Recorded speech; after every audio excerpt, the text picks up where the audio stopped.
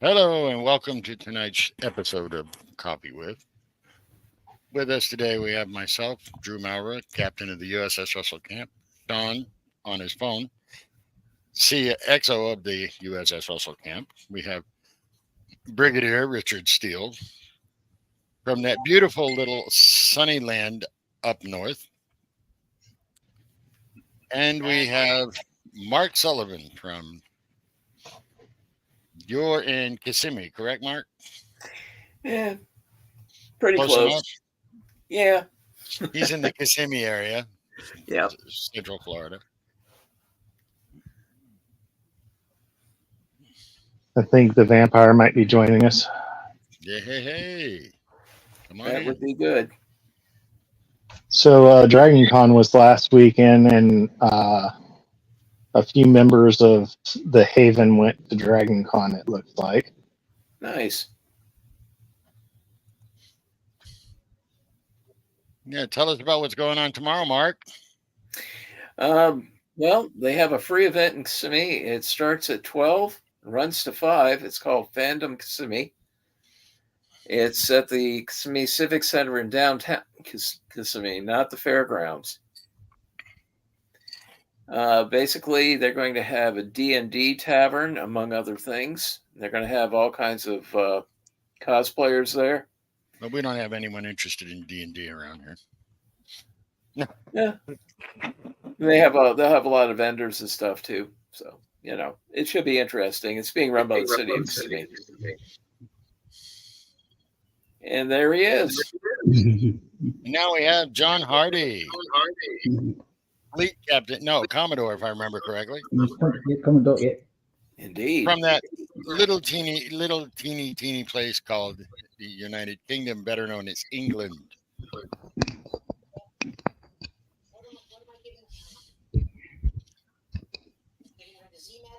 Yeah, the Z medicine.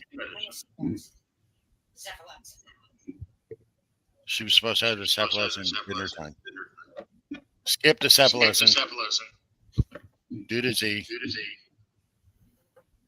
And a little bit of cream.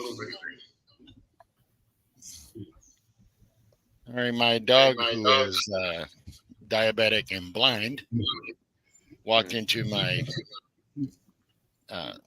over-the-couch table and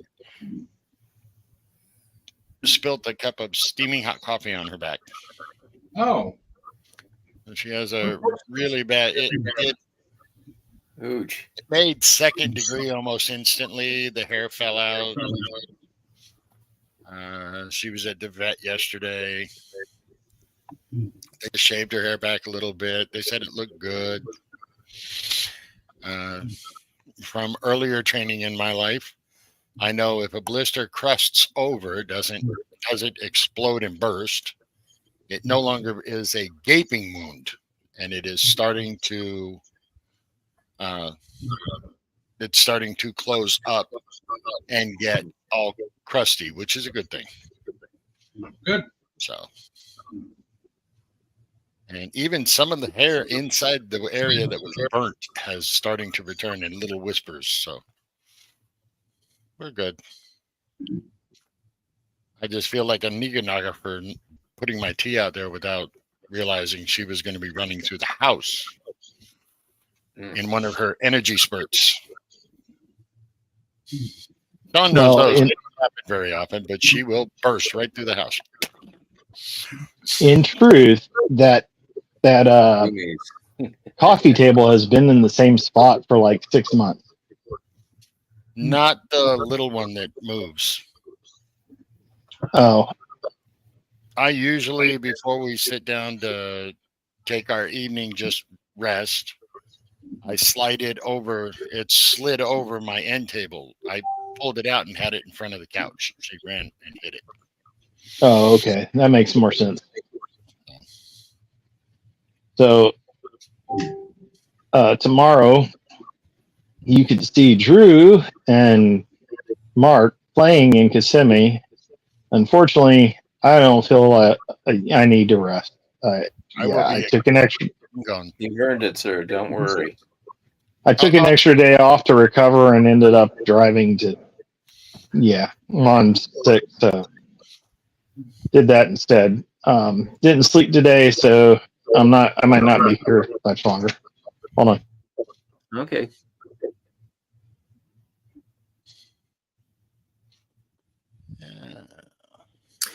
So,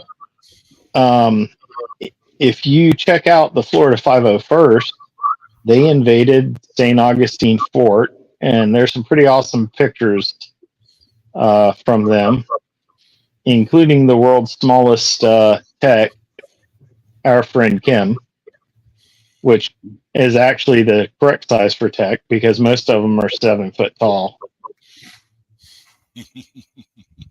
Gotta love Neat. Kim.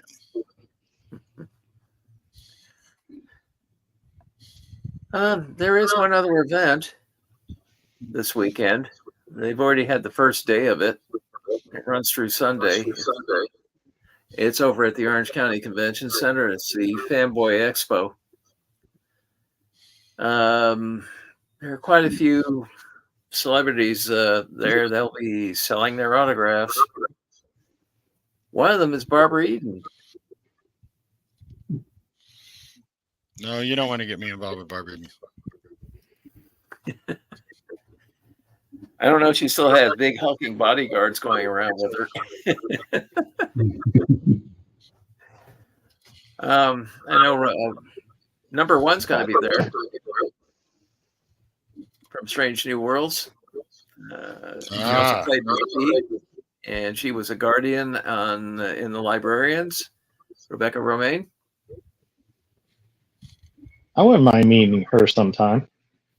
However, those bodyguards you mentioned, are they wearing a washboard in their front side?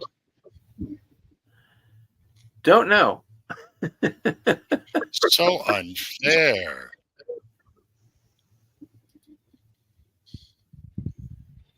You mean the one? You know what? Well, I met her Yeah. at Top of the World years ago, guys. Nothing on the side, nothing on the head, nothing on the shoulders, nothing on the arms.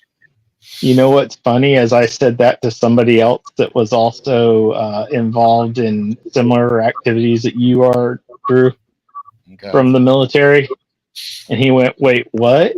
Why would you do that? That just points out." And then he goes, "Oh, never mind. They don't realize that just makes them more likely to get hit." Yeah. Then you just simplified what to hit.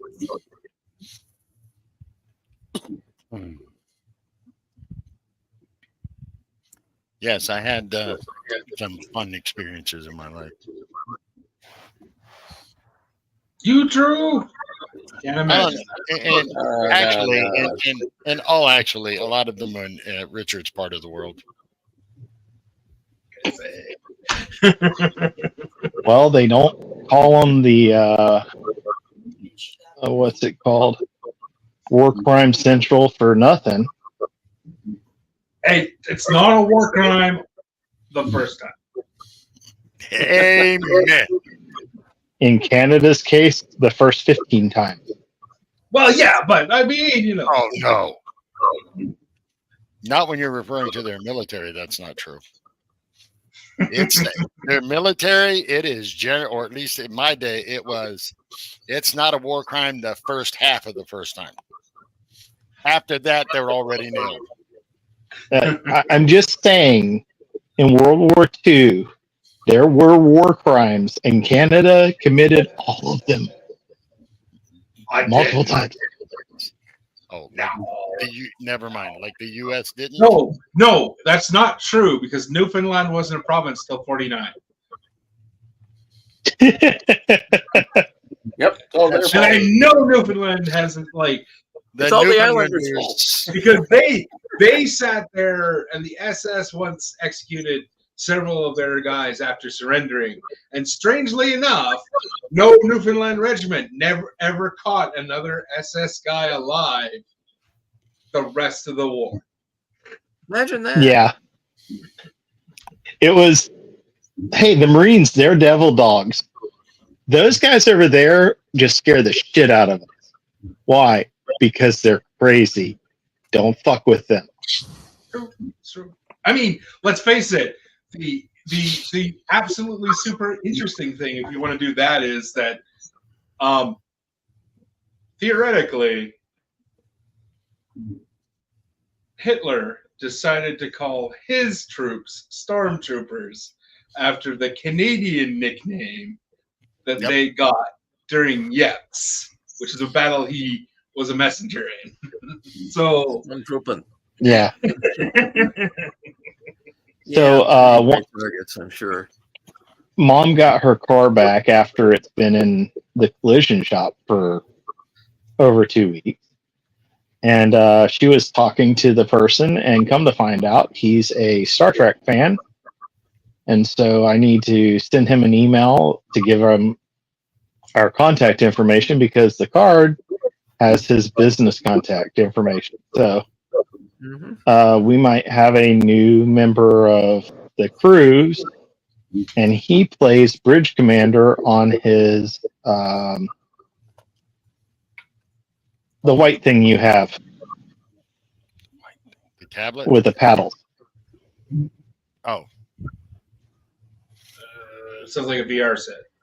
Yeah, my brain is, like I said, I can't think. Or which one is white. Yes, I They all might be white for all I know. It's the same one Drew has for what's her name, but he's been playing Bridge Commander, and his mom said he told her that his wife makes fun of him when he's sitting there just holding his hands out typing on stuff that aren't there. Carol kind of does the same thing when I'm flying, so. But that's okay. It takes my brain away from the world. So essentially, we might have a new crew member for possibly both Starfleet and CAG in the Sebring area from Mom getting in a wreck. So. Now, tell your mom there are better ways to go recruiting. As long as she's okay, never mind the damn car. Yeah, I mean, Sandy's a really cool person, but I don't know. I still say that is no way to go to hold a recruiting event. Well, like my car's in a collision. Now I got to find somebody to fix it. Well, technically, isn't that a good way to? Never mind. I gotta go check on something. What are you gonna say? I transported out at the last second? That ain't gonna work. I was thinking it's like you're not supposed to play Saints Row in real life. I got to see the coolest thing today. Most of this planet knows about our Sheriff Grady Judd of Polk County and his deputies. I think aliens in another world know about Grady Judd. Anyway, I was going out to go get something, and as I'm pulling up to the main road, a cruiser for the sheriff's office goes past me. And then I noticed the white car coming up behind. It's a little bit on the quick side, but not speeding really. And it's another cruiser. So I'm you guys go right ahead. I don't care. And there's nothing. I mean, I could not see a thing coming behind them.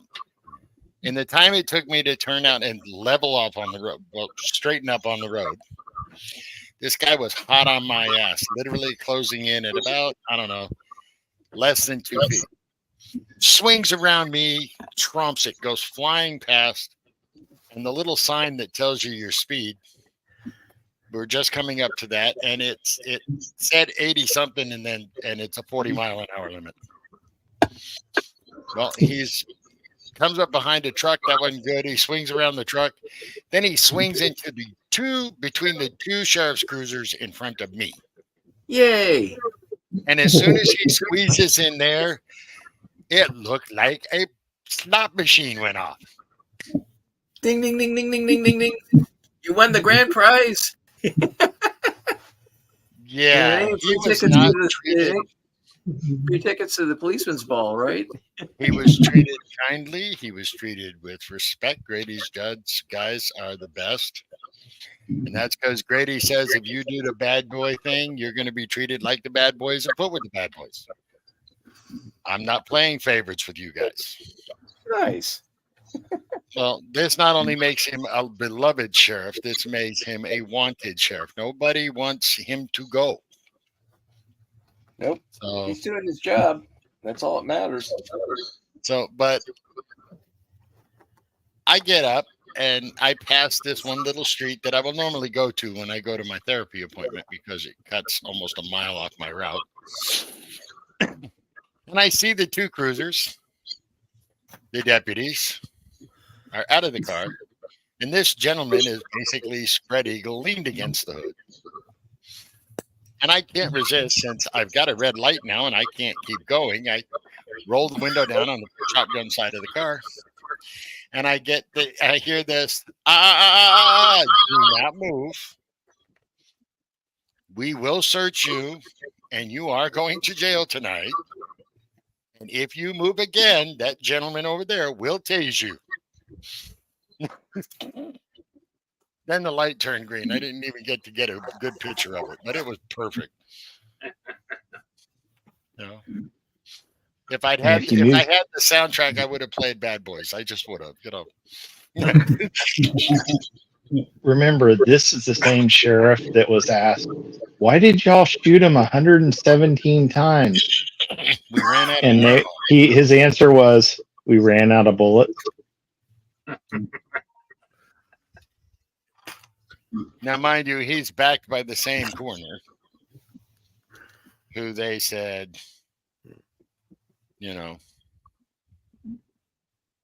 how do you know that he died of natural causes? He was shot this many times. And the coroner stated, without batting an eye, when you're shot that many times, it's only natural you're going to die. Yep. Sounds like Vinny's Florida removed lead in like the 80s. So having that much lead, you definitely are not living. No. You won't float either. You're going to sink. Acute lead poisoning. He's been in trouble with we've got to spare people's feelings with the politically correct garbage, where he's just literally said flat out right the truth. First off, there's nothing politically correct about a gunfight. No. Second off, if you hold your weapon in the air, put it on the ground, whatever, and okay, I give, come take this thing, I'm done, which is the way they like it. You'll get 3 hots and a cot. You'll get your, no problem. If you don't, and you pull that at it, you can not only count on, but you can guarantee they will shoot you a lot.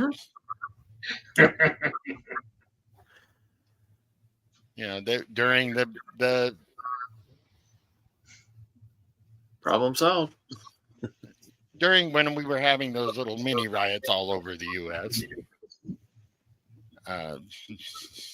we're going to invade Polk County. They threatened to invade Polk County. Brady Judd went on the air and he said, well, we hear this is what you're going to do.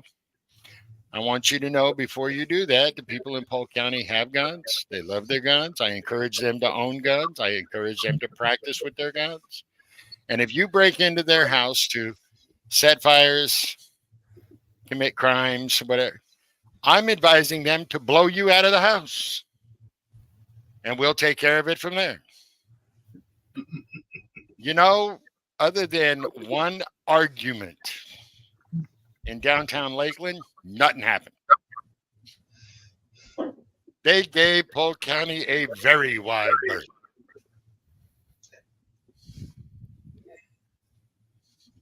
So, yeah. What is it, Sean? The last 3 times he hasn't run for sheriff. He's just been told, yo, you're sheriff again. He's been trying to retire since he turned 68, and nobody will run against him.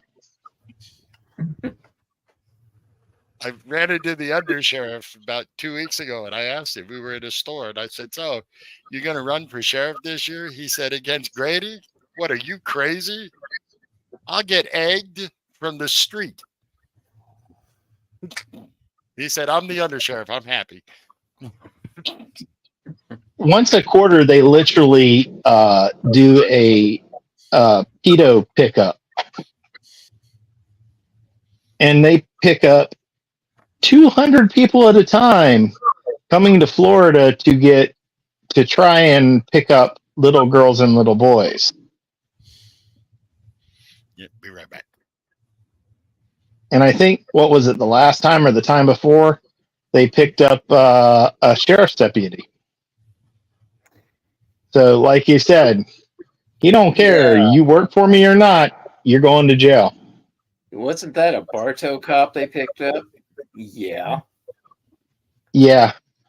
Yeah, I can predict his future. It's not going to be a good one. Wait, Yeah. let me see. So if they don't put him in solitary, the prison population hates him for like 4 or 5 of the list of 7 things you do not want to be in jail for. I'm sorry, in Florida, we don't. There is one jail that is separate. That jail is near Tallahassee. Typically, as a male, you don't get sent to that jail from Polk County. So, bye. Nice knowing you. Well, Richard, I'll make it real simple. Even crooks have scruples. Yeah, no children. When you have these scumbags that come for the aforementioned purpose, yeah, their future is not going to be a long one. No. What happened to him? Oh, he fell down. Well, remember, what was it, like 10 years ago? Morgan & Morgan was trying to get medical marijuana passed. And there's a video of this lawyer in a bar, drunk as shit, going, "I won't bring drugs through this county." Yeah, it was Polk County. He goes, "I won't fuck with Grady Judd. He will put me in jail." And even though he's a good lawyer, he knows he wouldn't win. Yeah. Anyway.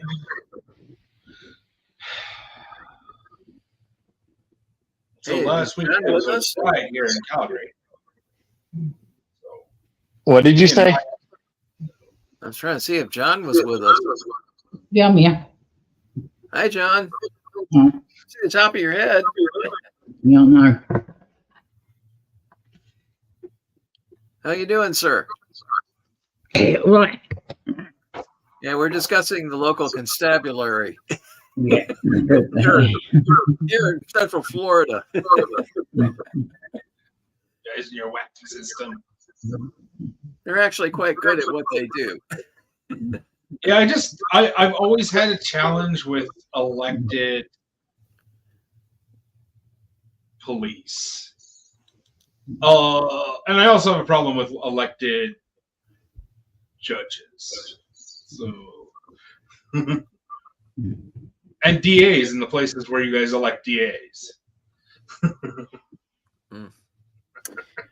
Well, if they're I good, will take an elected judge over an appointed by people that don't know anything about it. Oh, good Lord. Yeah. Because at least the elected judges can be changed. Mm-hmm. I mean, the system works a little differently. So We have a Supreme Court judge that has never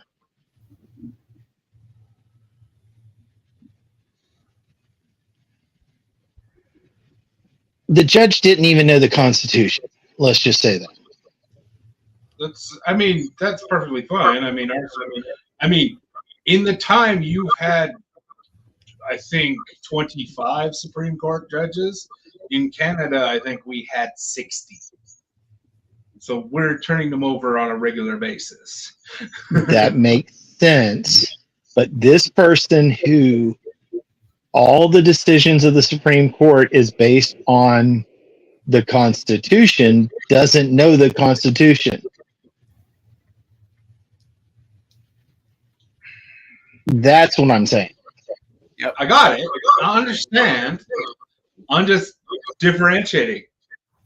Because that's all I can do.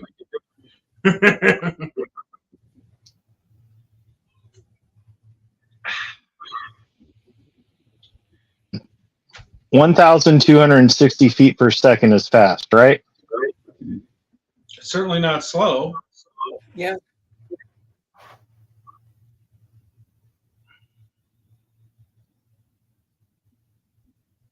I mean, it's certainly not rifle speed, but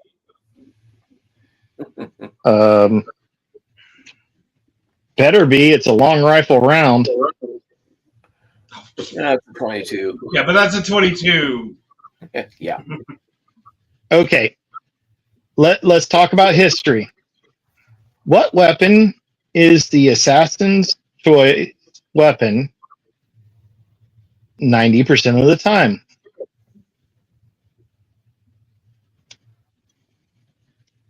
I don't even know why you're going to say that because I'm like, I don't believe that at all. Yeah. Hey, Drew. What caliber weapon?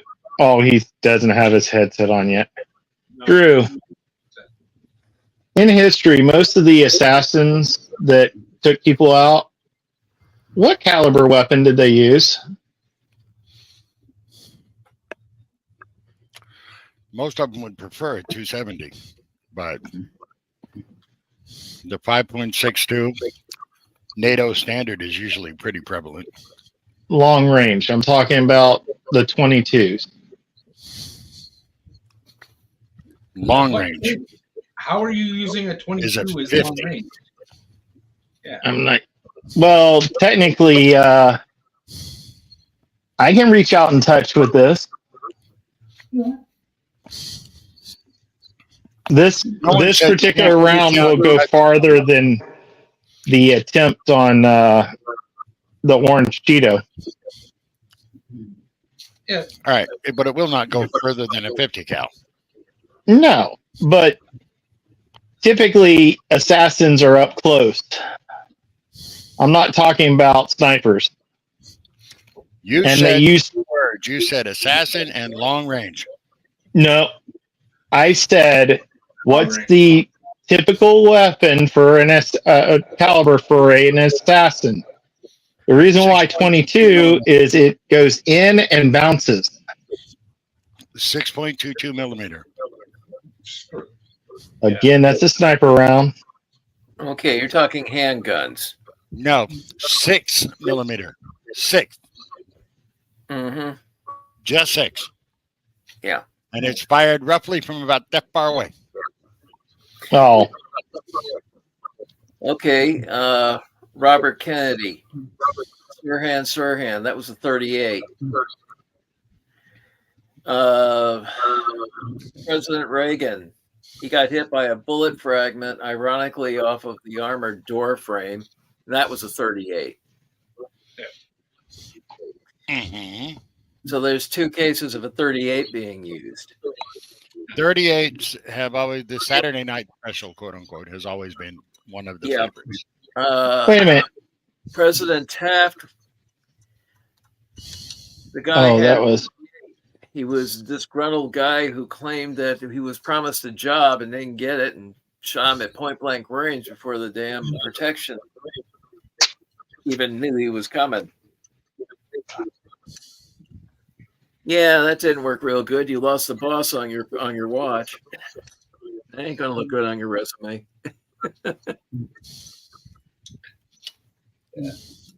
But when you're referring to those that do something like that for a government, it's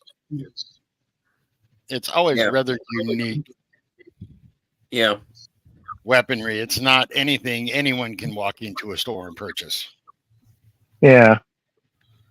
But most of those weapons are made so that they could use a cheap, readily accessible caliber that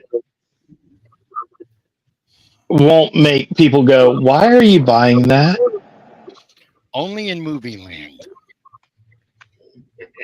Okay, JFK in Dallas. Because you don't buy those. They are picked up. War JFK surplus, war surplus Italian infantry carbine with a cheap scope on it. It was a $25 rifle. Okay. You're not talking about professional people. Yeah. You named all that are not professionals. Gentleman that Right. shot him. Yeah, because professionals don't get caught as often. Because people end up dead. Yeah. He Most of your- he was in the service. most of your super professional assassins, Have been in the service. One branch not or only have another. they been in the military, but that had gotten to the point where whatever their intelligence division is, has literally had them working as a sniper, as an assassin. And you have to be very good at your job. And you have to be able to walk down the street or a hallway or whatever and completely disappear. Yep. Even when you're standing right there in front of the people.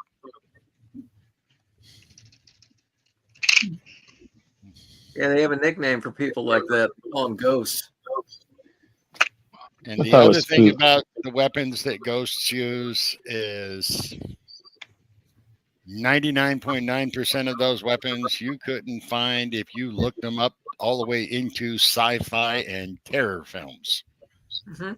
'Cause Uncle Sam alone, when it comes to weaponry, is incredibly ingenuitive. Oh God, yes. Night, I Tori. know the sniper that holds the world's record. Okay, Hi, baby. Tori. Yes, The she guy that did. holds the world record, Richard, is actually one of your folks. Not unusual.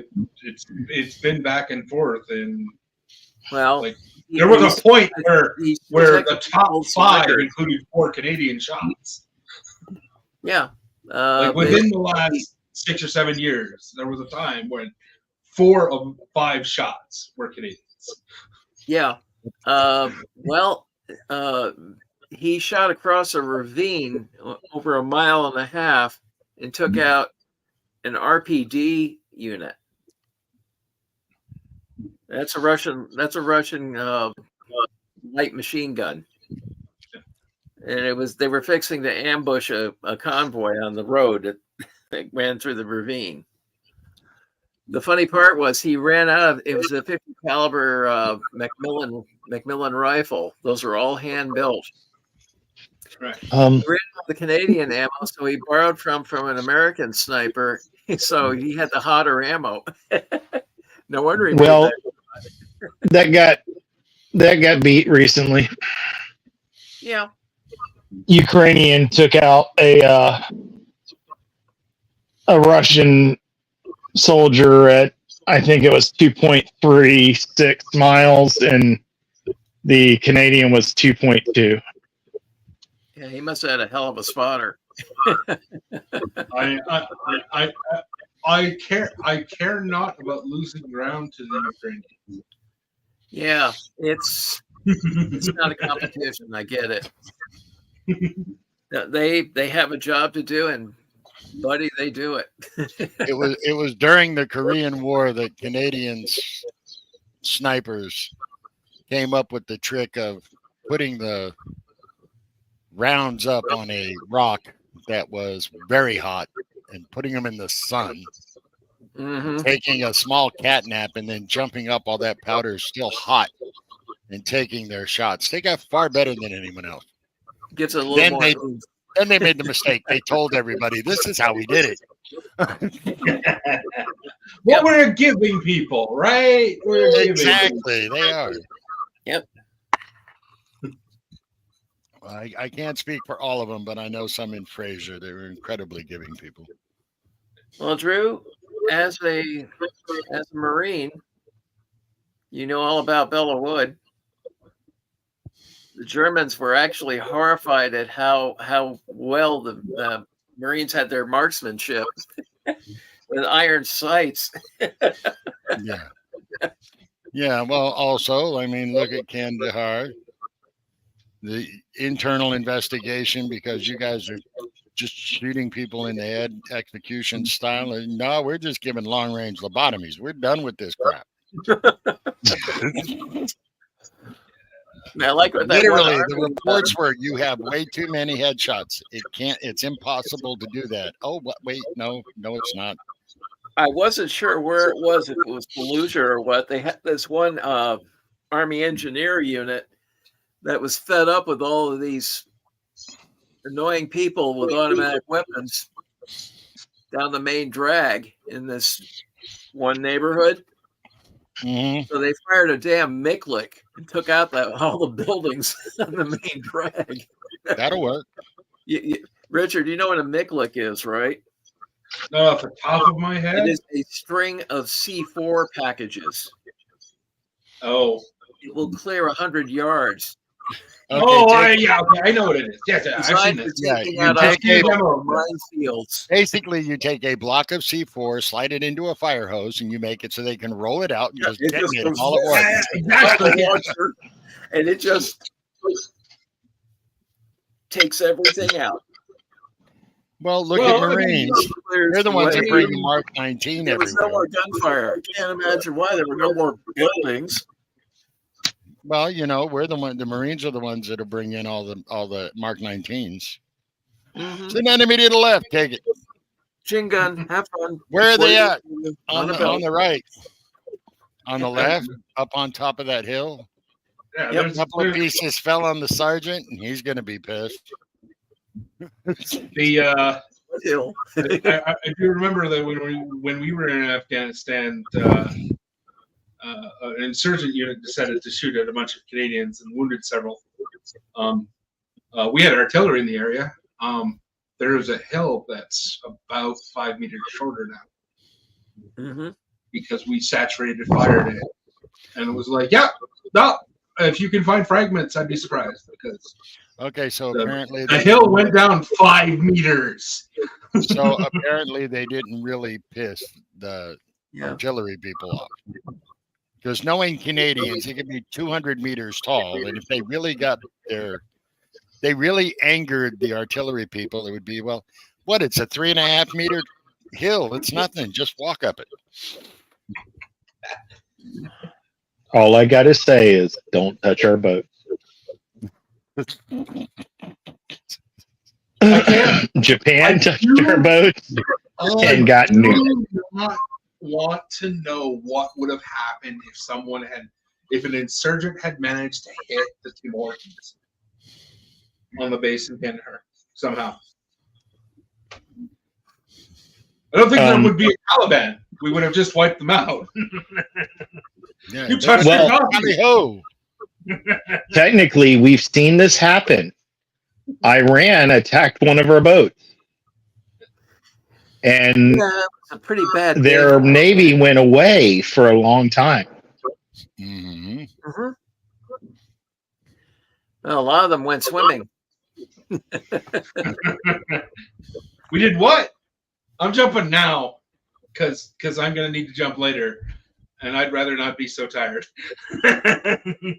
Yeah.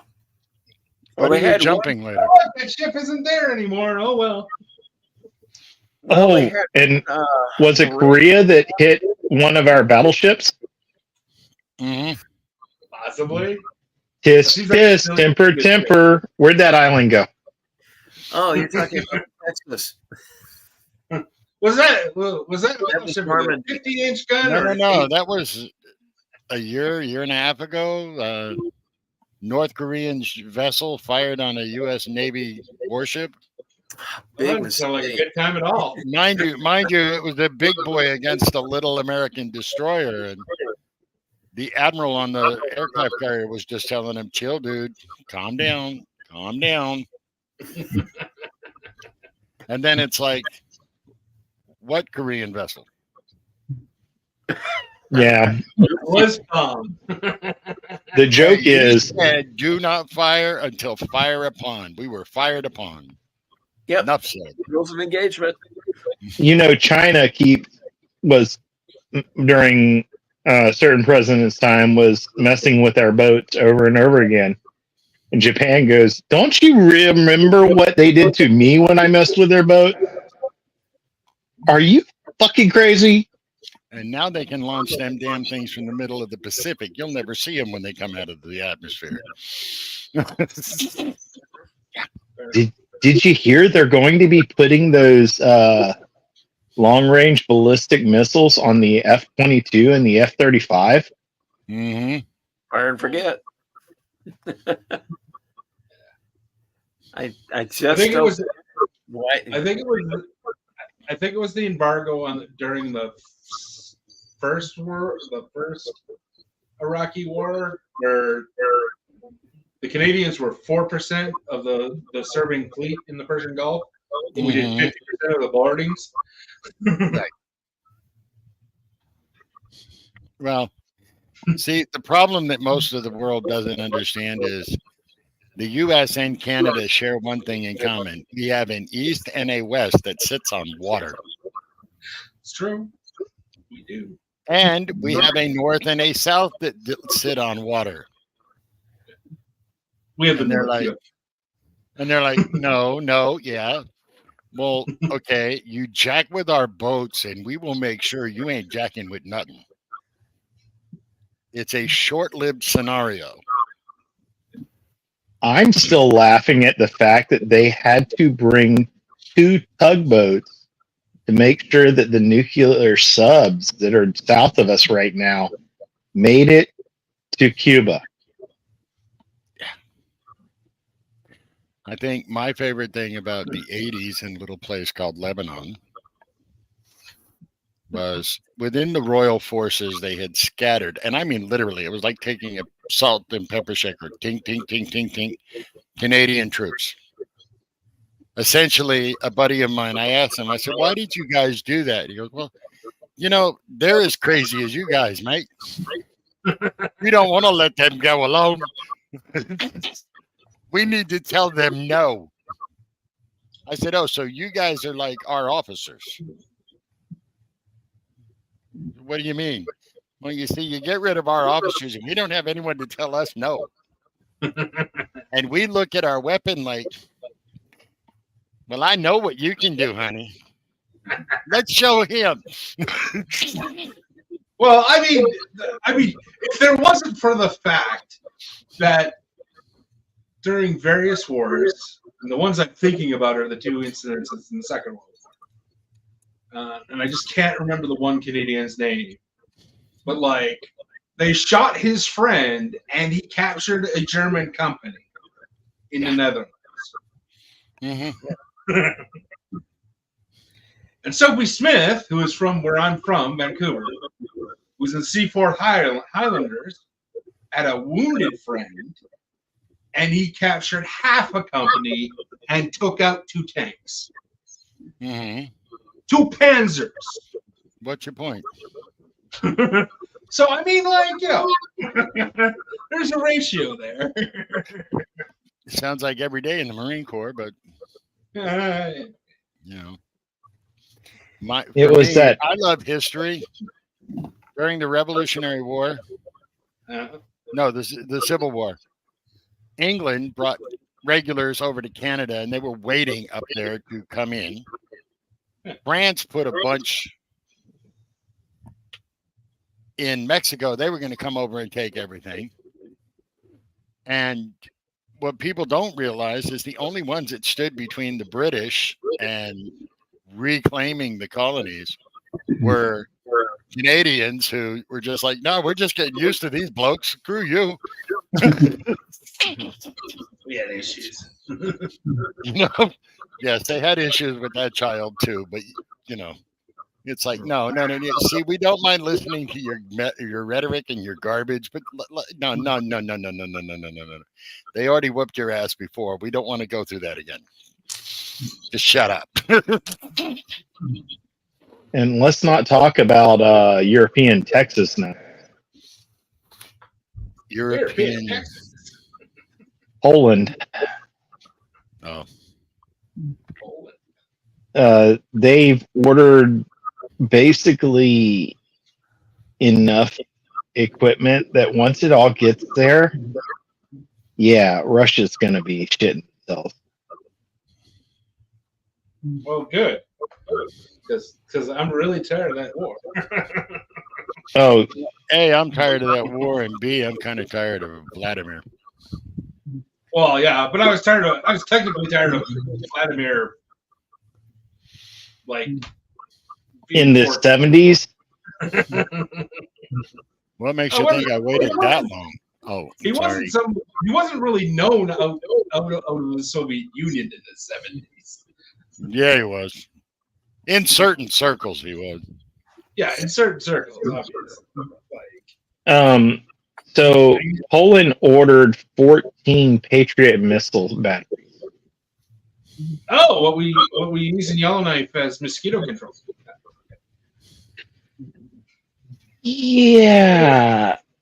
3 in Ukraine have taken out half of their planes from Russia. Yeah, they're 14? to equip their people with. I cannot remember the name of the gentleman. And I use that term lightly, by the way.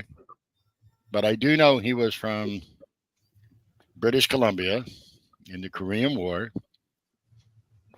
And they came under a barrage from Chinese artillery. And the noted radio call that went to the American Air Base was, "Can you please come take care of these mosquitoes for us because they're driving us crazy." We didn't get there fast enough, and the Canadians had finished reassembling their artillery, and they just took it out. So, I said, "Nope, we're done." The F-35 is a worldwide plane, the A. Mhm. Poland, I think, is getting like 55 of them.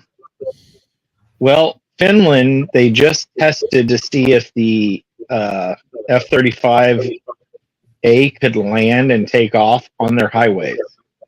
Kind of like they do with the F-18s right now. Mhm. 2 of them landed, refueled, and took back off. They were less than 70 miles from Russia's border.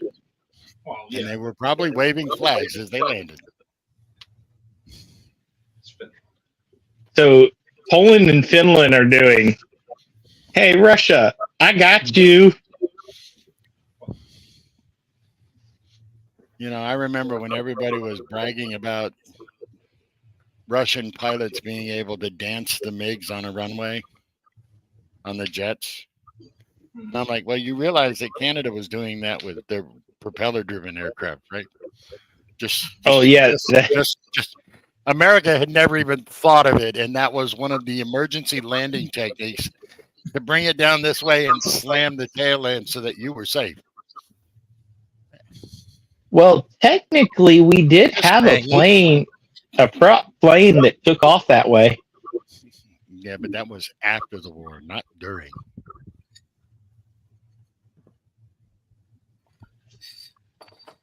They actually had, they were discussing vehicles from the Second World War and post-war. They said, what vehicle would be still viable today? And I wasn't surprised at the answer. This is from people from the Imperial War Museum, the Smithsonian, all that. They were all asked. Believe it or not, the M7 Priest. That would be a no-brainer. We had a similar version for Canada and for the UK. it mounted a 50 caliber machine gun on a ring on top. It was an open vehicle.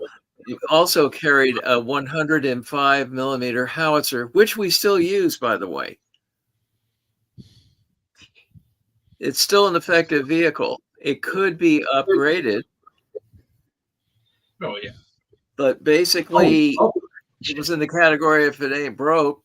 yeah, it fix it. Yeah. I mean, I'm just going to say this. But a 105. There is a version. There is a version of the A-10's cannon that was mounted on the F-16. Oh, yeah. Well, all of these rotary cannons and everything can trace their roots back to the Civil War. Dr. Richard Gatling. Yeah. Well, Yeah. He invented a weapon or developed a weapon that would be so fearsome that it would detour enemies.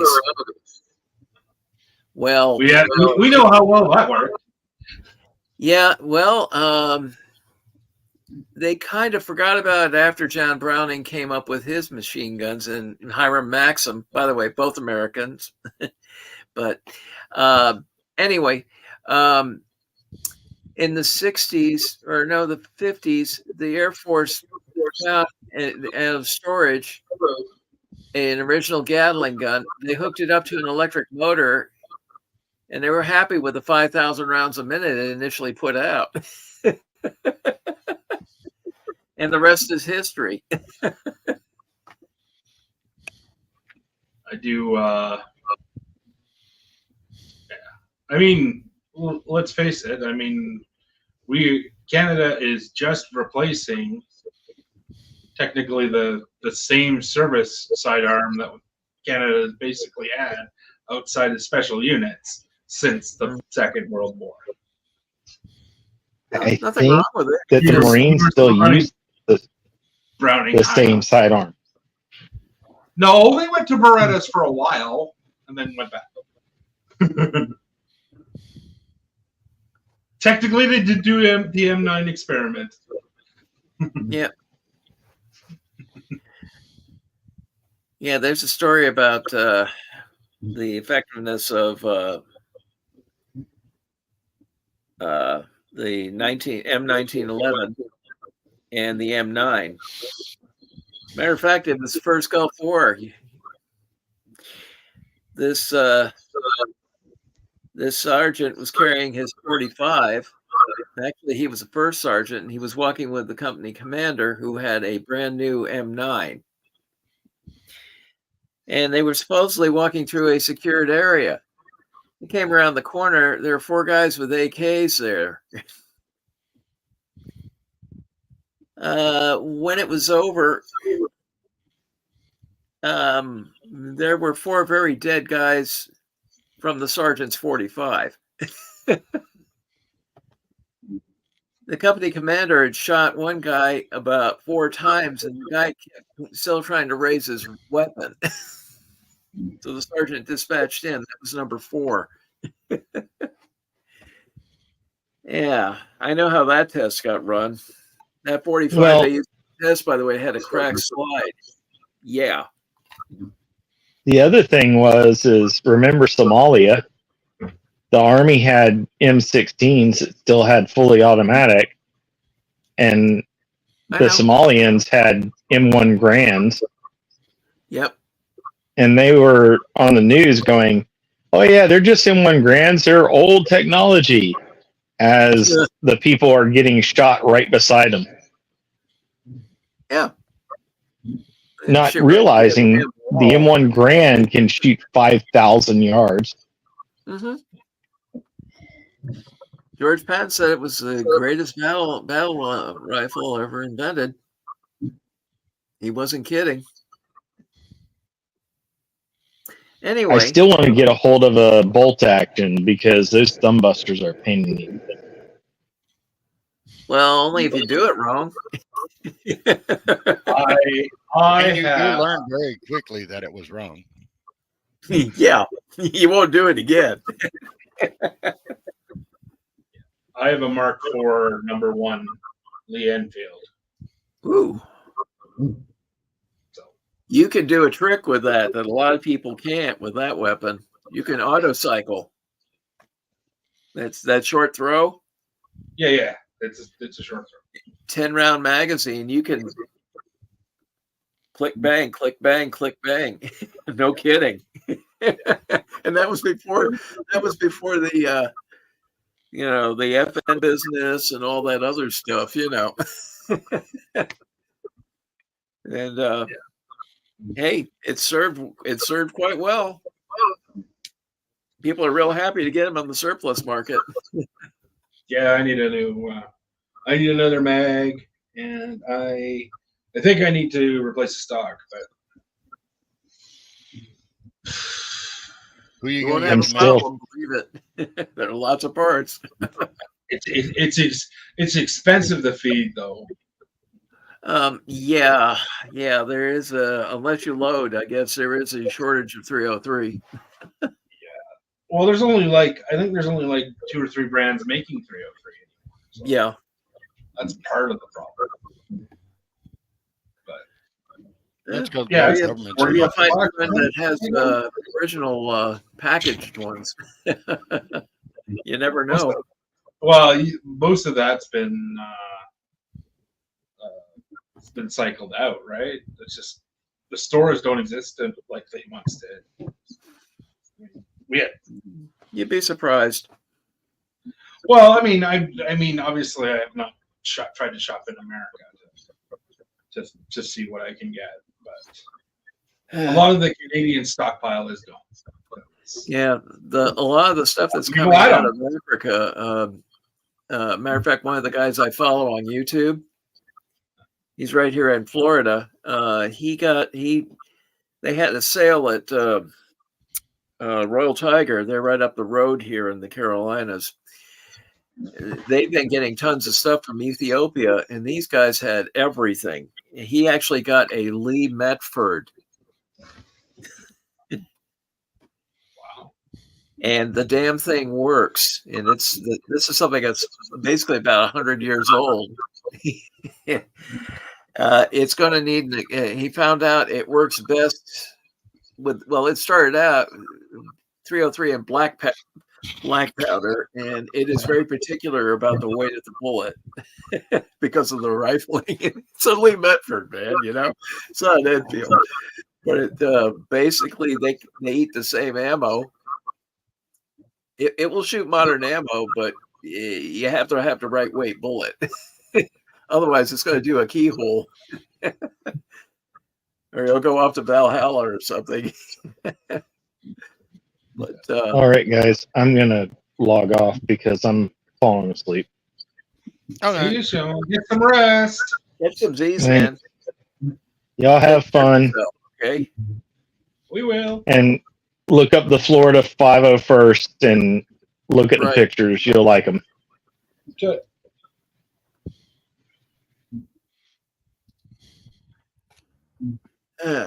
Anyway, on the lighter side of the news. So, how are things going over in the UK, John? Yeah, right. Yeah, just some news about Donald Trump. We're not allowed to do.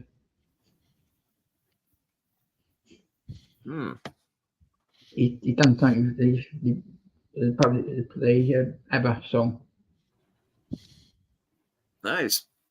He's rally. He said they can't use that song. Oh yeah, okay, that's good. Yeah. He done when it takes it all.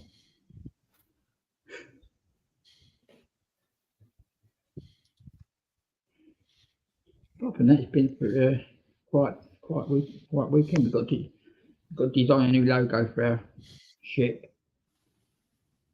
because of Paramount. Oh, yeah, I had to have mine checked too. So, except mine passed. They were like, "Yeah, that's fine." I'm like, "Okay, good," because I don't really want to change mine.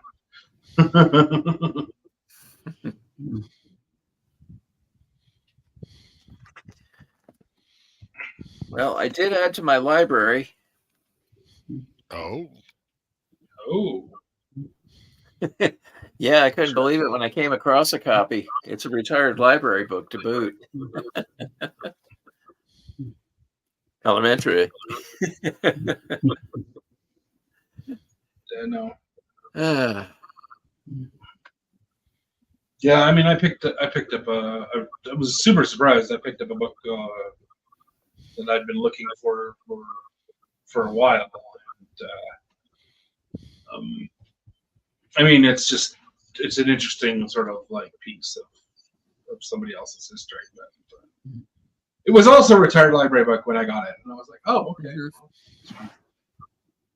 I paid $20 for it, so I wasn't really complaining. not bad. Yeah.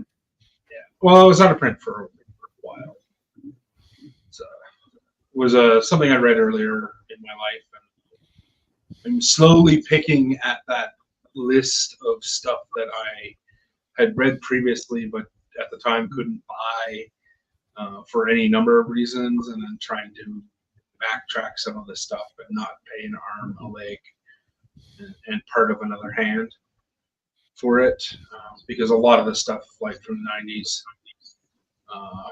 if you're trying to pick up either old RPG books or old books that have been out of print and haven't been reprinted, it's like they seem to want to charge you $1 million and then also want to charge you like $50 of shipping. So, but yeah, I mean, I picked up the Roman and Greek Army, which is a series, which originally was a pair of books, but then they did a collection in a hardback, and I managed to pick it up. Strangely, from Australia, and I maybe paid $40 plus, like with shipping. I paid a total of 40 Canadian dollars for it. So, Oh, fair income. yeah, so I was quite glad to pay the $20 for this book from whatever like seller that was selling through Amazon. I'm like, whatever, I don't care. Prime counted, so I didn't really pay anything for shipping. So I just had a hell of a time like taking off the library protection, like the plastic and that, and I was like, yeah, I don't want that in my library. So. But yeah, Sounds like a great addition. yeah, no, I've the last couple of weeks I completely redid my office. So other than a couple pictures to hang, that's all been redone. So. I'm definitely going to be perusing the vendors at that event tomorrow just to see if there's anything interesting. aren't you always cruising vendors? Well, what we that's do. true too. But then again, kind of comes with the job.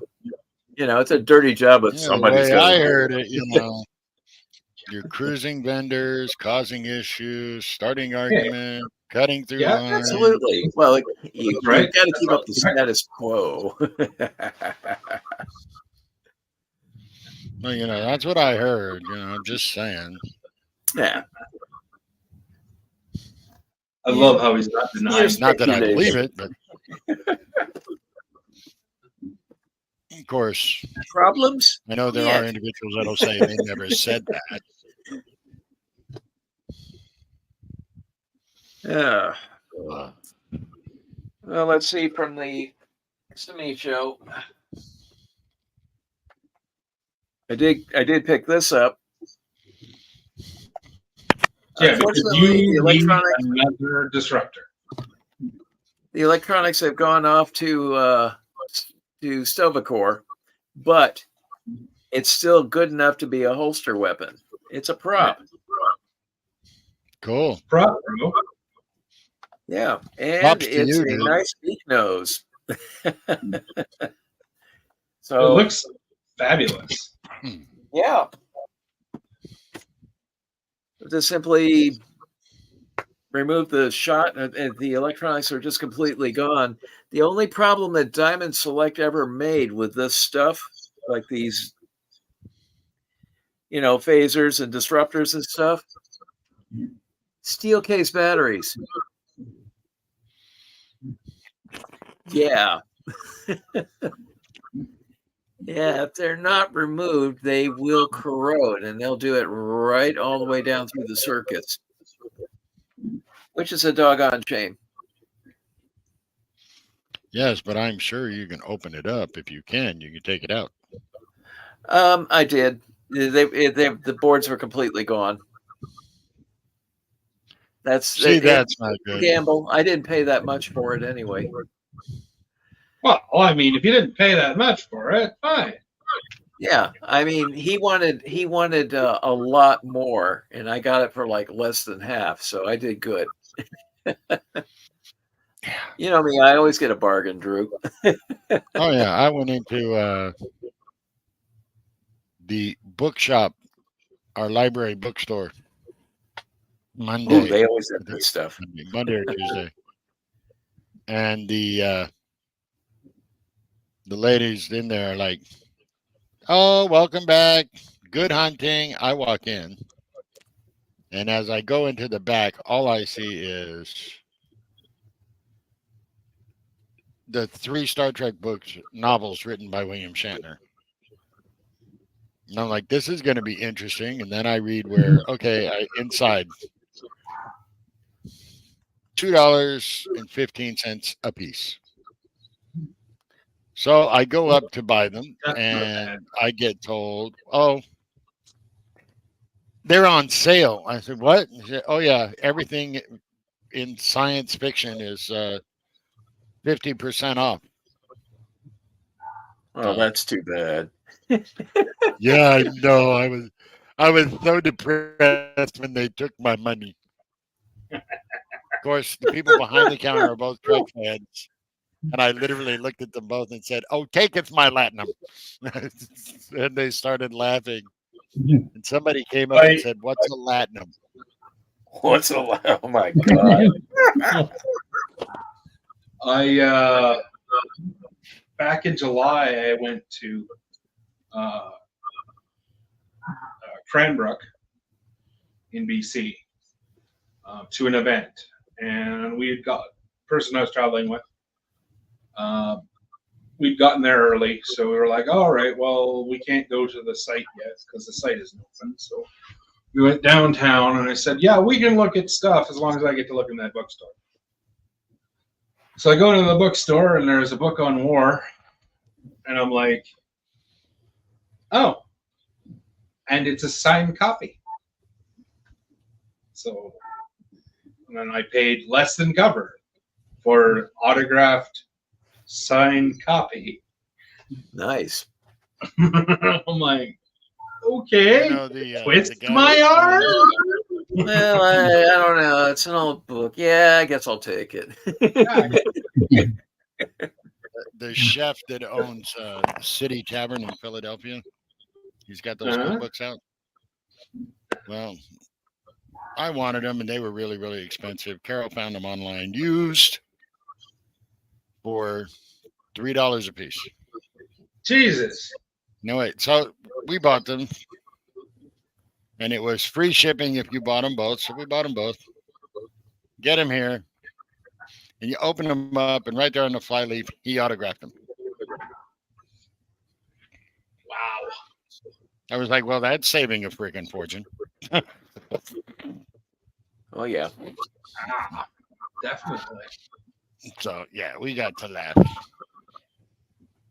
I can turn this a little.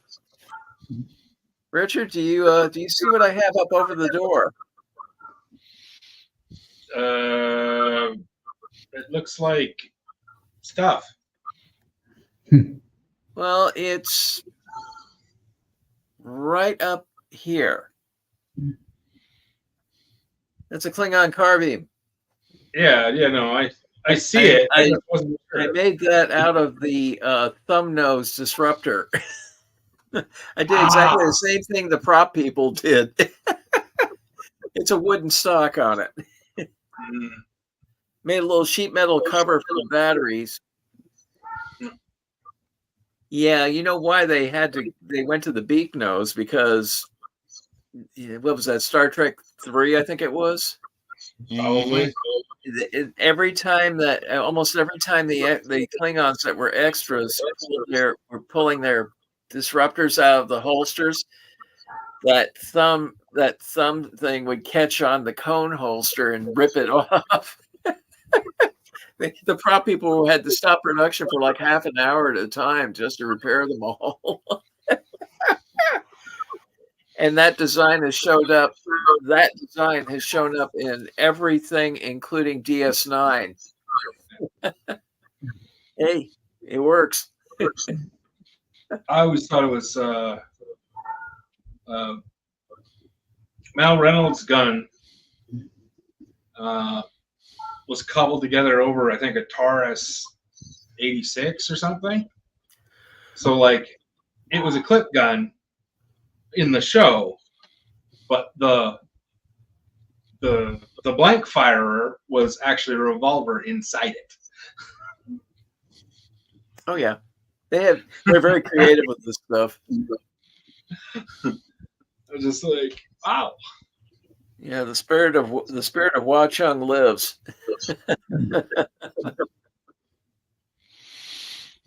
It's really funny because just about anything can be a even those cheap ray guns. If you give them a respray, sand off the stuff on them, and you give them a respray, and they even look like they belong in that universe.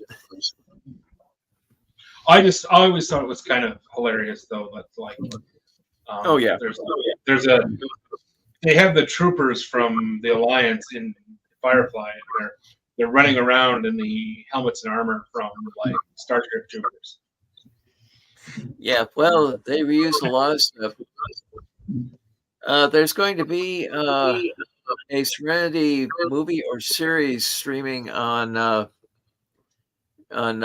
Disney Plus. They got the band back together. Oh wow! I always thought they didn't get the original channel that had that. Their network that had that didn't really give it a chance. That was a great show. All too often the case. Yeah. Well, it's getting a second chance. And I heard something to the effect the Orville's coming back too. Disney's trying to recover their losses after that. I heard about the dumpster fire called the Acolyte. I didn't even bother with it. I saw enough stuff online for that, and it's like, oh my God, even the diehards hate this thing. Even I don't know. I didn't watch it. It's like, yeah, you knew something was wrong when they fired the guy that came up with the idea for that thing or whatever. Yeah, well, we'll see how it works. Yeah. I still want more Book of Boba Fett, but apparently I'm alone. I know they're talking. I think there's going to be another season of The Mandalorian. So you may see. Don't give up. You may see Fett in there. Well, they're doing a movie in between that. So yeah. So that'll be interesting. There's hope. Yeah, I mean, I understood why some people didn't like it, but then again, people love to praise Andor, and I sit there and go, yeah, you really what had did to you see enjoy about this? Andor was. You really had to see it from the beginning. Well, it was super busy, right? Like you're following like 4 or 5 storylines, and you're like, "What?" Yeah. And some of the storyline just seemed to be like the Empire is bad, and I'm like, "Do we need to emphasize that? We all know this." Yeah, you have to remember who was pushing all this. Unfortunately, it was that character. It was that storyline, like the main character storyline, that was so. Let's beat them over the head with the fact that the Empire is bad. We know that. Yeah. Pretty much. Not everybody knows that. Yeah, they were trying to follow the characters in detail, which led up to probably one of the best Star Wars movies, which was Rogue One. Yeah, well, that's because Rogue When One I is saw awesome. that in the theater, there were people weeping at the end of that thing, because it's like Well, yes, because they couldn't get off the damn planet, well, yeah, but that's because, and to be fair, it wasn't like the producers of it were sitting there and telling you ahead of time that hi, we made a Star Wars war movie, and it with all the implications of that. Like, this was built on a model of no, this does not have classic happy ending because it's a war. Sucks, and people die. And this was very forefront about. Well, they showed how they got the plans for what was the Death Star. Yeah. And they mentioned when the president of the rebels,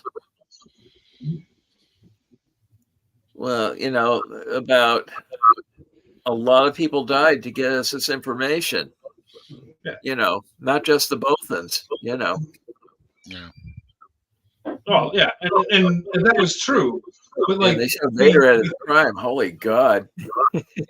It was in that period where they were doing movies that were not like the trilogy, where they were doing like Solo was in that run too, which is a heist movie, and they were doing some very experimental things in movies. Lots of people like Rogue One.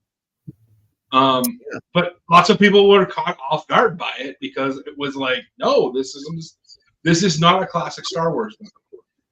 And whereas Solo it was not a classic Star Wars movie because it was a heist film, and somehow people what I don't understand is the people who liked Andor but didn't like Solo. Yeah, it's like this is all behind the scenes stuff. It leads up to all these big events that happen eventually, and because how many worlds are the Republic, and you've got, and it's all, a lot of this is in the Outer Rim, and It was great. I love Solo. I really enjoyed this. I really enjoyed Solo. But I mean, I was very capable to leave the idea of classic Star Wars and go, yes, this is a different genre of film. And part of the reason I like Boba Fett is that it's basically like it's a Star Wars mob series. No, there are no heroes. Right. There are protagonists, but there are no heroes in Book of Boba Fett. Right? Like, I mean, at least you know where you stand with Boba Fett because he has a sense of honor. Yep, even the smugglers. But he will still kill you. Yeah.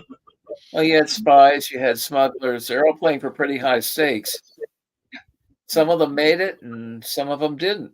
That's great. I mean, I'd probably go for an Elphilra, the Dr. Elphilra series, which I honestly think is something they should just fucking do. Like, to be perfectly honest, I mean, you have Star Wars, LGBTQ community member who is also basically a sketchy Indiana Jones in a single character. The demographic in a single character here. Yeah, there were some people depending on storyline. Did you actually see the movie? That's when somebody starts going off on it. I will ask them one question and one question only. Did you actually see the entire movie? You know, there are these people they don't like something in a movie, and it's like in the first 10 minutes they walk out. It's like, what'd you just throw the money away for? You know. I don't think I've ever watched a movie where I've actually walked out of it. Me neither. So, I mean, there's stuff I avoid because the reviews don't seem like it'll redeem itself in any way, shape, or form. But that's like just making an informed choice. And I've certainly fallen asleep in a couple of movies, but you know. Oh yeah, absolutely. I think we've all fallen asleep in a couple of movies. Yeah, I mean, it's gonna happen. Sometimes you're just tired and you're like, How you doing? "Oh, I'm in a dark room with face stain and." God, I think we lost John. Yeah, that is always possible. Yeah, it is. Well, it is. I do tend to run. Over there. It's like what, 3 a.m., 4 a.m. Yeah, it's. Oh, There we got him. Uh-oh, we got it. In the other universe. We didn't mean to wake you up, John. Yeah, I'm that's right. looking back. I was just Okay, brother. It's okay. doing something. Yeah. Oh my goodness. Yeah, I mean, obviously, I'm at least willing to give a shot to most stuff. So, Oh yeah. you know, I really love Kenobi, but I don't think I'm getting a second season of that either. I gotta tell you, I've seen most of the ripoffs. Star Crash, Battle Beyond the Stars. I mean, I could go right down a whole list. Some of these, my one I saw online with YouTube was an absolute blatant ripoff using footage from the original Star Wars movie in Turkey. Oh yeah, I was just wondering if you'd seen that one. Good. I haven't seen all of it. I've just seen clips like in people referencing it. But yeah, like Yeah, the movie sucks so bad they had to steal footage from Lucasfilm to put in for all the battle sequences and everything. Oh my God, it was horrible. Well, that's usually It was so bad it was good. I mean, I couldn't stop laughing at some of this stuff. My sides were hurting by the time this thing was over. well, there were like 12 or 13 films that I Yeah, can think of. and they had all these. Well, one of the movies had Marjo Gortner and David Hasselhoff.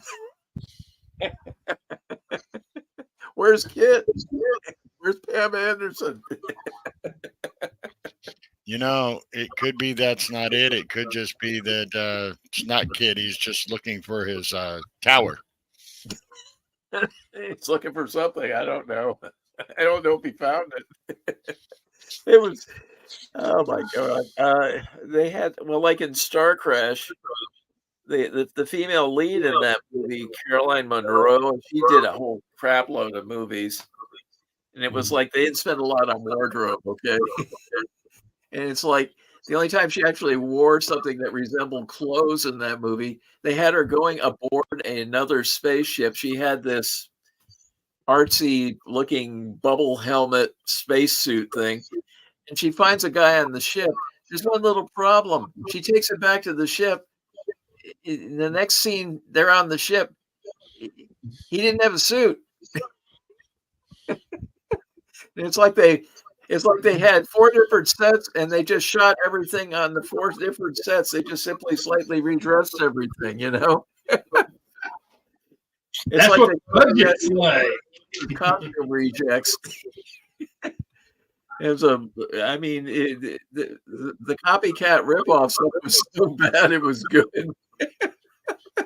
Well, I mean, huge amounts of. I mean, that's nothing new. I mean, Oh yeah, also, I mean, filled miniatures were so bad. It was like from I don't know what kind of a bender those guys were on when they were designing it. It was like the bad guy ship, in order to defend itself, it looked like a big hand, and then it would close up like a fist. It was like, what the hell is that supposed to do? Unless he's I mean, serious. it's not like a green hand held the Enterprise one time. Oh This is true. yeah. The Zeus or Apollo or whatever. Apollo. Yeah. Hey, they had. I don't know why they picked Apollo, but I mean, If you ever want to piss people off in our universe, I can mention one episode with the title has 2 words in it. Spock's brain. Thank you. I mean, as premises go, yes, it's horrible. And Hey, Leonard got quite a good paycheck out of that one. He didn't have to. well, he deserved it for all intents and putting up with the BS. Like, He was come probably trying to on, get a straight face through the whole thing, man. I was like, They put him in some mechanics overall or cover overalls or jumpsuit and had him go around with this thing on his head, you know. It's like, wow, man. the worst part about Spock's brain is that escaped the writer's room somehow. Somebody said, yes, that sounds like a great idea. I think that was actually a fan submission. It somehow slipped through. Of course, this was what, season 3, I think. They were running out of ideas. God. They almost didn't have a sword. They did all past ones. Yeah, no, and that's fair. And yeah, the fact that we have a season 3 is 2 dedicated fans, and every other fan who wrote in because those 2 dedicated fans put so much work into it, right? Yeah. I love Strange New Worlds, and I appreciate seeing Captain Pike and all that, but we already know his future. Yeah, so I don't know how much longer they can ride that horse. You know what? Well, it all depends on. It's a 5-year mission, right? It's a bit. Because I think it's 7 years. Oh, he had a 7-year mission. No, he had didn't he have 2 5-year missions? Yeah, 2 5-year missions, yeah. Yeah, he did. So he get away with it for 10 years. Think the math works for about 7 or 8 years. Yeah. It was either the second or the third year into his second mission. Yeah, 7 years. Well, we've met Sam Kirk, so we know he's still alive. And not according to canon, but what do I know? Yeah. I mean, it's very clear. It's very clear they're willing to tweak things along the way. So I'm sure we'll get, I think we could maybe get. I think we could get 6 or 7 out of Strange New Worlds because I think it's about it. Yeah, episodic. I think a lot more people are into it. Yeah.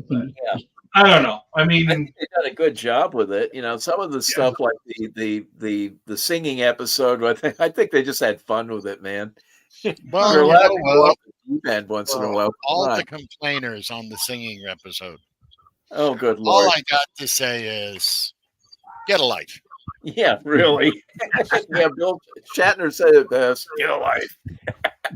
You know, when you work like that and you try to produce something like that and you bust your backsides to try to make it work. Yeah, I think they did a great job with it. And you're given some of the insanities of corporate America telling you, nope, you can't do that. Nope, you can't do that. Oh, you want it? Nope, you can't do that. When you get the opportunity to just have a ball, go for it. Suits suck. We all know that. Corporate suits suck. Whatever industry you're in, corporate suits suck. They've never brought anything good to a product ever. Very seldom do they ever bring anything. What do you mean they're supposed to do something good? They make far too much money to not be useful at all. Yeah, they're useful at counting the money and making sure you don't get enough. I'm gonna go out on a limb here. I'm going to say that's in in every country of the world. I will not disagree with you. I think it is universally true. You know, when there For are you, those, I've heard people say, "Well, not in my country, not in my country." Oh, you can do this? Well, no. then you're fucked. You know, you're just as bent over the rail as I am. You know, oh no, yeah, you just don't want to admit it.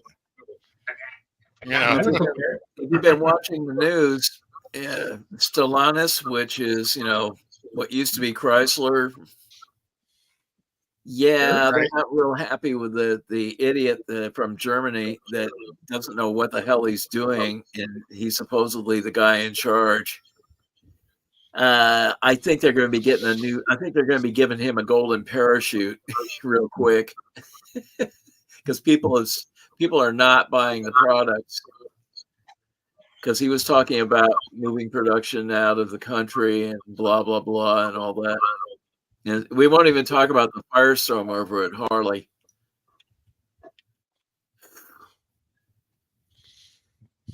I saw people on the internet. This one guy, he had bought a 1990 Harley bagger, and he was going to fix it up.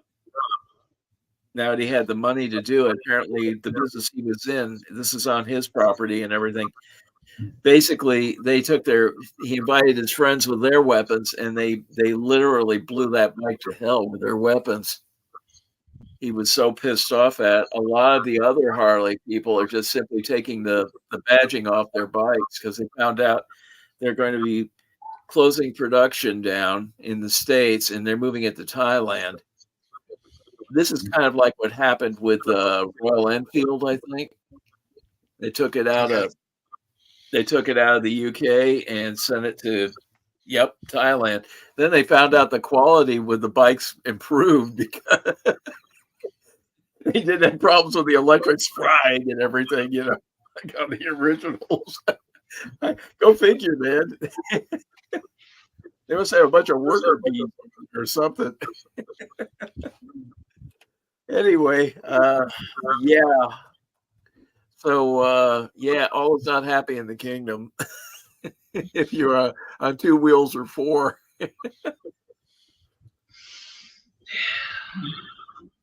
And Tesla's finding out he's not the only game in town. A quiet little company called Lucid that actually quietly has cars that can do over 500 miles a clip. And they don't have to blow a big horn to tell everybody this. This is the people who buy them and discover that it's a car they can virtually keep forever. And, they can get service for it. Wow, what a shocker. It's always nice when you get service for a vehicle. Yeah, apparently with a Tesla, if you get into a fender bender or something with it, unless you get insurance involved, they're just going to give you another car. They're not even going to fix it. So that's why there's a lot of Teslas with low miles. They've been in fender benders. And you think it would be smart enough to have parts to where you could just simply replace the damaged parts and put it back on the road. But apparently they don't have people that can put A and B together. They go A and Z together or something. I don't know. Well, I mean, we are talking about the people who made the Cybertruck, and the Cybertruck looks like it's a vehicle that you can. Yeah, a 5-year-old. You get shot in the roof, and a panel will fall off. Yeah. Yeah, they had one guy. Yeah, he bought one. It was one of the popular car channels, and this guy said, I finally broke down and bought a Cybertruck, and they took it. It wasn't even heavy off-roading. They were following friends, on just a regular track, not rock crawling or any of that stuff. The damn suspension fell out of it. That it wasn't just the front suspension; the entire suspension came out of the truck. It was totaled. It only had 400 miles on it. Good God. He got a hold of Tesla and said, "What the hell, man? I waited 3 years for this damn thing. The first time I'm trying to drive it like a truck, and it wasn't even in a heavy track, and the damn thing destroyed itself. They had to give him a new truck." He actually turned around and said, "No, just give me the damn money back. Don't even worry about it." Yeah. He actually had to get on a bloody list. That's why it took 3 years. Well, there's no surprise in that. Yeah, it's just. Well, I don't know why anybody wants the alpha of anything, right? Like, how you want like a model like 3 or 4 years down the road kind of thing. When they've worked out a good chunk of the bugs. Yeah, you don't want somebody After they find the bugs and fix it. Exactly. Exactly, Drew. Well, I remember back when people wanted to get a new car, they would wait a year or two after that model came out before they go and trade in or whatever, because the first year model would always have all the problems, Yeah, well, what was it? A friend of mine who ran a dealership in Oregon said, "You know what year 1 and 2 are for an automobile?" I said, "No, what?" And he said, "Recall." Every 2 or 3 weeks, something comes back in, it's recalled. Yep. He said, "You want to buy a brand? You want to buy a 20?" He said, "You want to buy a." Well, back then he said, "You want to buy a 1997 car? That's fine, no problem. Buy it in 1999, and you get the same car, same." Yeah. But all the bugs will be fixed because we have to upgrade the ones in the lot, even if they never make it out of here. Fair. So Yeah, you're kind of like, I still think it's funny that sometimes, though, I used to have a Chevy Impala. It was a 2014, and I wrecked it like, it was a 2014. Came off 2-year lease when I bought it, and I wrecked it within 6 months because I fell asleep at the wheel and totaled it. Right? I still get recall notices. yes, but you should endeavor not to fall asleep in the wheel. I haven't since, but I also haven't owned a car since. But I just think it's so funny that, like, I haven't. All right, years, I would have been out of warranty 16 by now. Like, I got a recall on that vehicle like 2.5 months ago. And if I still had it, that meant I would have had the car 10 years. when we got our truck, the bar that allows it to use this or the open end for the hatch was broken. So I took it into Honda and I said, "Okay, we need this," and they're like, "That's fine." They replaced it. It was only like $104, and that included labor. That's really good. 2 weeks later, we get a notice of the recall. So I go in, and they said, "Oh, well, the part that they recalled it's been off the market for a year." Huh? Yeah, they don't even make it anymore. So the one we put in there is that. So they refunded our money because it had been recalled. Well, I mean, at least they refunded your money. I was like, cool, I get a money recall. I'm good with this. It's they're just like, "Oh, yeah, we see that." So, yeah. But it's funny they do that. It's like, oh, and we got it. We got a 2017 Ridgeline with, I hope you're all sitting down, with 1,100 miles, period. 1,100 miles. For 1/3 of sticker cost.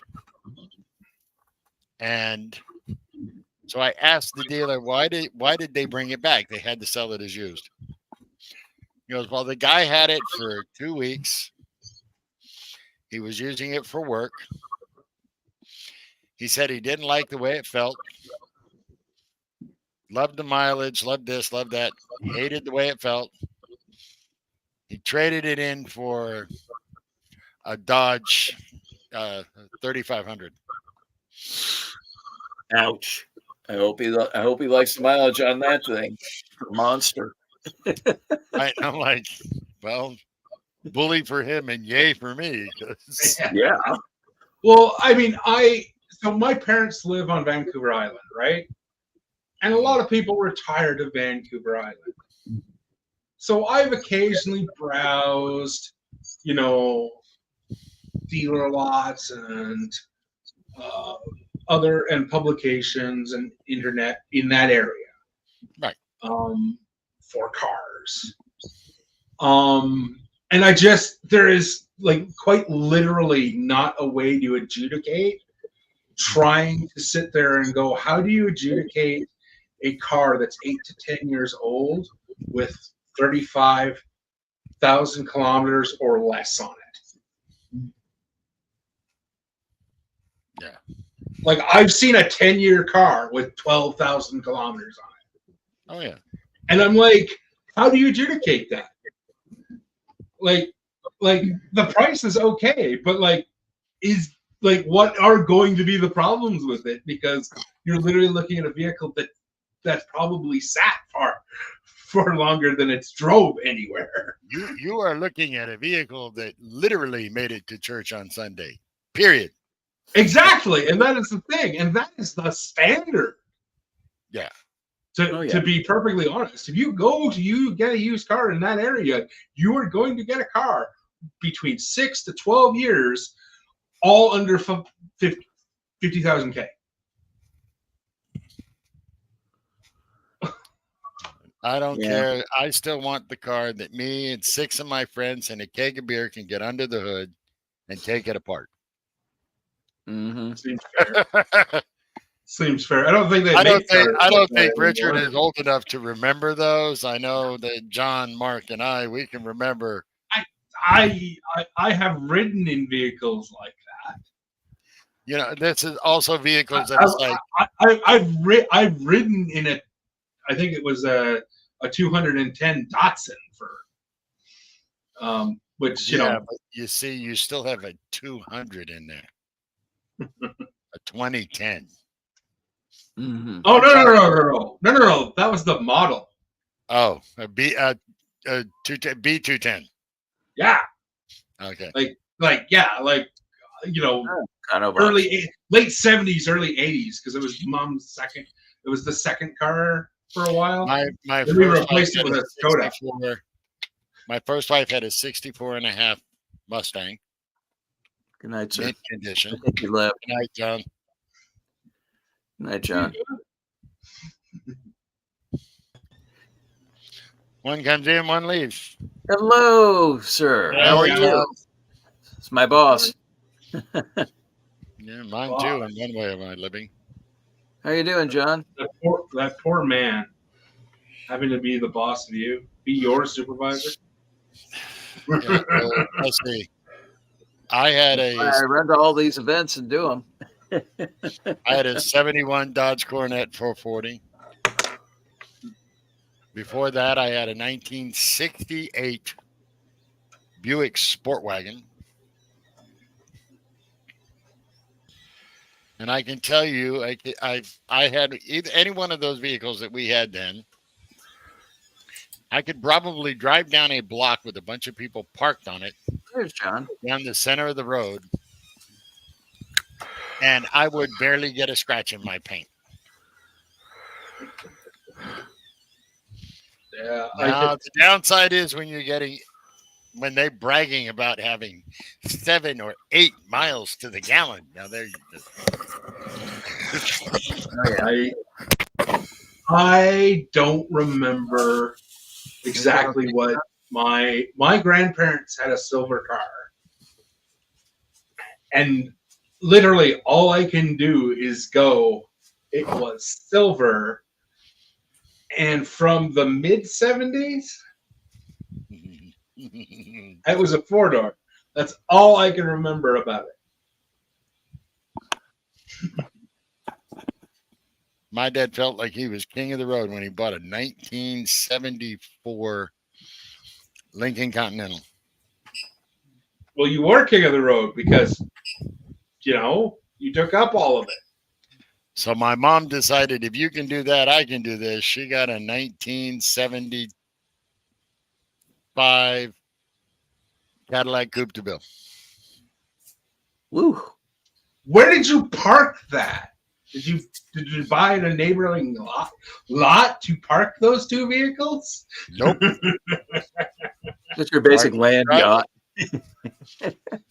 Well, what was Like- really funny is when they got him, we were still living near base, so we had to drive because of the way the housing was set up. We had to drive onto the base to get into our neighborhood, which was not on the base. So when my dad would pull in, he'd always look at him and snort. I mean, he would just snort laughing because these guys would be like, and he's just basically an E9 driving through, and he's got this car that's literally a yacht. Hey, John. The Klingons have landed. Uh-oh. What we got? We got challenge coins? No. Drew wanted something deeper Game for is- the tokens.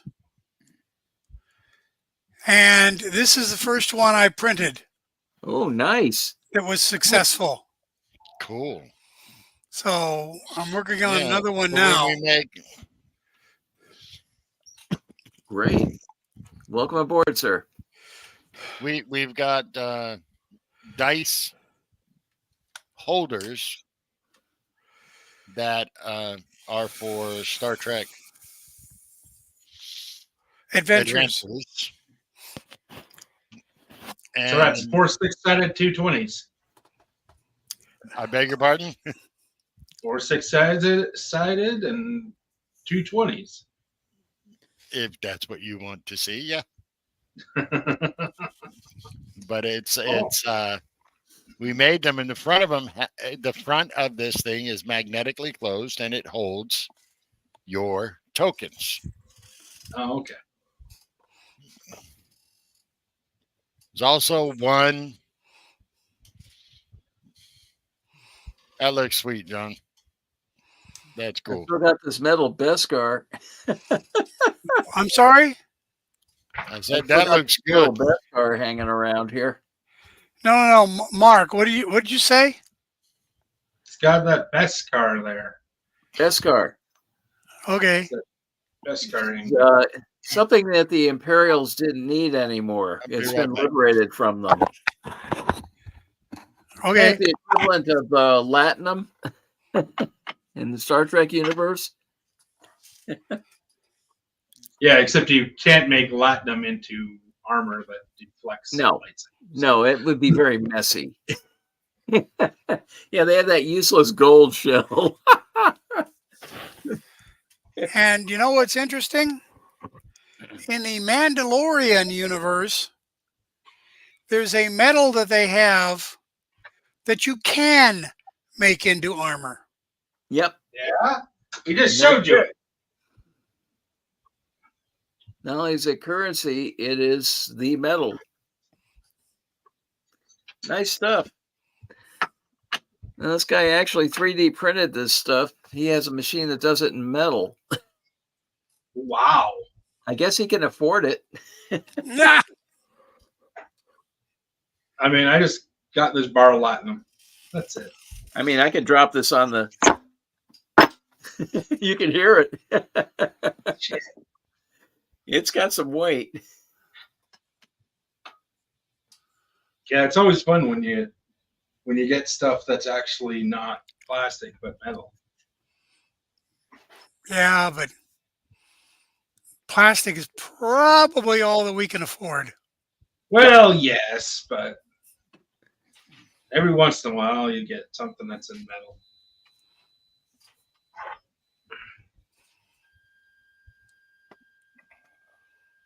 Andrew's back. Yep. We lost Sean early on. He was just wiped out. He was having all kinds of technicals. I mean, John Hardy, he's up here now too. No. Yeah, Yeah, it's right John there. Hardy's here. We were talking about Sean. Oh, Yeah, now Sean's had a rough couple of days. Yes, he's experienced a no sleep land. Ouch. And obviously, if we're going by what he's saying, he doesn't like it. good. It's good not to like not sleeping. It's fair. Well, I got to get up relatively early tomorrow. I got puppies to deal with. Yeah, that's right. Yeah, the puppy And and one the was a puppy little and- late with her. puppy and cafe medication. incident. Well, it was tea, but yeah, Tea. Yeah, that was super hot. yeah. Puppy got Yeah. burned. Not good. Come here, But- Cal. On the road to recovery. Come here, Callie. Oh, we're Come here, going to babe. see the victim. Callie, come here. Callie. Come here. Come on, Daddy. Come here. Oh, come on. Up. There you go. There, my baby's back with the medicine. Mhm. She got What do they have to do? Shave it? Yep. Yeah. But they were lucky. They were saying that if it starts to crust by Tuesday, they don't have a problem with really worrying. Mhm. It's already started crusting over. So Good. Okay. they're like, oh, you can cut this back and you can cut that back. I'm like, yeah, I'll wait until Tuesday. Yeah, let them do it. I'm not going to take the risk. Right, exactly. I used to raise both her breeds, and I know how stout they are, and they can fight off almost any infection. But why tempt fate? Right. Because she can really ruin your weekend without even trying. So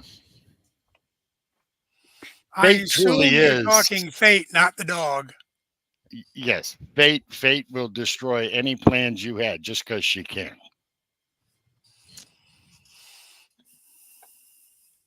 So yeah, so I need to get this one's shots.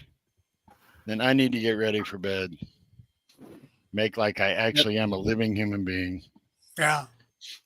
Will we be seeing you in Kissimmee tomorrow, sir? I'm counting on it. Now, don't quote me on that because I don't know if what time Mike will get here, but we're going to try to make it at least before 5. Okay. It, Yeah. It doesn't start until noon. Right. Yeah, they Yeah, but normally don't wake up until noon. Well, Well, yeah, I they're think we're going both to be there a retired. little earlier. They're both retired, and neither one of them It really, doesn't matter how tired they are. you know, They can still come. Yep. they like to go. They like to stay up and play games and stuff, which is cool. I have no issue with it. I know some people that do. It's like they shouldn't do that. No, let them live their life. They've had their up at the break of dawn and going to bed the break of dawn 3 days later. They've had their days of that. You know, as a matter of fact, Sharon has a full, I think it's 20 some odd years at Disney. Yeah. Don't have them get up at dawn and game till dusk in Tromsø, Norway in the summer. Actually, that's when I would tell them to do it. Just Okay. You really hate these people. Wow. no, I love these people. It's see, whenever I've needed help, even though it's a little bit of a distance, especially like when I had the heart surgery, Yeah. they were here every day at the crack of dawn, knowing that my butt's going to be waking up at 6 a.m. But your butt should be waking up in a hospital Why? because you're in recovery. Well, I'm in recovery, all right. I'm recovering from a lot of stuff. Yeah. They said it was no big deal. I just had to take it easy. They literally gave me a styrofoam cup, and they said, and it was like half the size of a regular one. They said, now when you have your coffee or tea in the morning, you cannot have any more than half of this because we don't want you lifting up anymore. Okay. And that went out the window really quick. Mark knows me. Anyway, How many times can you refill the cup? oh, as many times as I want, providing that I don't get up more than 5 or 6 times. Well, that didn't work either. Okay. I was rather surprised when the doctor looked me right in the face and he says, we were just going to ablate these 3 nerves and call it good. I got in there. The back of your left ventricle looked like a fish. No, a fish. Oh. He says, so you can't stress nothing. I had to stitch everything up. Yep. I He said, doesn't want please you to tell break me you a use warranty, dissolving man. ones. I said, please tell me you use dissolving ones because if you use that cat gut, I'm screwed. Yeah. He goes, we don't use cat gut anymore. I said, oh, thank you. He's like, how do you know about? I said, never mind. I'm not going into that in detail. No. Just don't. You don't want to know how I know that. Then he's when I get done, they do a month later, they do this test. They do a couple of tests, and they said, coming along just fine. See, now when you follow our instructions to the letter, it's a good thing. That appointment had one mistake in it. My wife was in the room. She said, you know how long your list of what to do's lasted, right? Oh, the full time, obviously. No. She brought my 18 hours. Which Mark has seen my other one, which is even bigger than this. I didn't have this at the time. She says, this is his teacup. And do you have any idea how hard it is to get this man to sit down? The doctor said, no. He goes, it couldn't be that hard. And that's when he turned and realized I was standing. He said, I asked you to sit. I said, I gave you my 3 minutes. You're good. That is your basic workaholic. Where? You, sir. You mean, Yeah, that's not me. oh, yeah. It's not you. I believe it. Good John. Oh, I am literally diagnosed a chronic workaholic. Mm-hmm. I don't have a problem believing that. Not for a second. Nah. Well, I know 3 people in this room that keeps giving me two people. They're forever telling me, relax a little bit and delegate. Yeah. I do delegate. I have said it. I do delegate, but then I will ride people to make sure it gets done. Well, I mean, back in the day when I first met Drew, I think for a couple months when I was on the show, I would occasionally tell Drew, "Hey, you know what? You can relax." Then I realized that wasn't going to work and it was never going to change. And I was like, "All right, It's not going to change." I could beat my head against the wall constantly for the next 3 or 4 years, but what? Being told I'm disabled. Being told I'm disabled and then given the 3-page list of my disabilities. You got a retread Marine and you got a retread GI here. So what the hell? And then being told, well, you should have died in 1997. I'm like, okay, well, the doctor that diagnosed me back then did. Like, no, you were supposed to. No, see, I don't have an expiration date at the bottom of my feet. I checked. I mean, They get rather upset with you. You could literally call them on everything. Finally, he just looks at me and he says, Mister, I need you to understand I am a doctor. And I said, well, you can replace the Mister with doctor and then continue your conversation. He goes, I didn't know you were a doctor. When I walked out of the room, I turned around, looked at him, and said, by the way, my doctorate is in theology. Have a nice day. And walked out.